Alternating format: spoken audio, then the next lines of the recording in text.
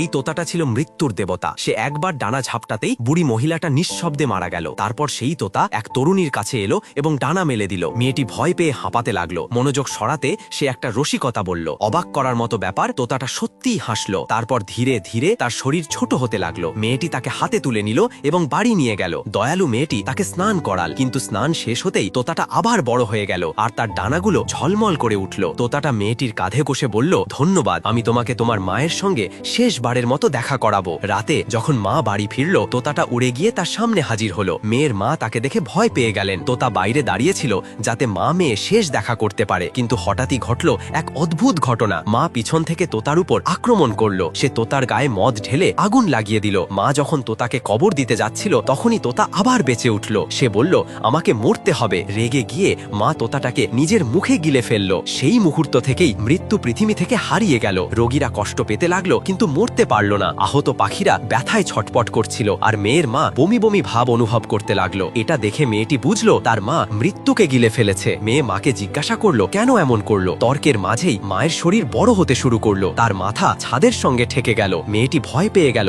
শান্ত করার চেষ্টা করলো। তখনই মায়ের শরীর আবার ছোট হয়ে গেল। এখন বোঝা গেল মা মৃত্যুর শক্তি অর্জন করেছে। সে নিজেই নতুন মৃত্যু হয়ে গেছে। তারপর মা মেয়েকে পিঠে তুলে জঙ্গলে নিয়ে গেল। সেখানে এক অসহায় ভিখারি কষ্টে ছটপট করছিল। মা হাত নাড়লেন আর মুহূর্তেই তার যন্ত্রণা শেষ হয়ে গেল। এরপর একে একে সব দুঃখী অসুস্থ মানুষকে শান্তি দিলেন, কিন্তু নিজের মেয়েকে মৃত্যুর মুক্তি দিতে তিনি পারেননি। সময় কেটে গেল। মেয়েটি অসহ্য যন্ত্রণায় কাতরাতে লাগলো। শেষে মা বুঝলেন তার দায়িত্ব সম্পূর্ণ নয় যতক্ষণ না সে নিজের মেয়ে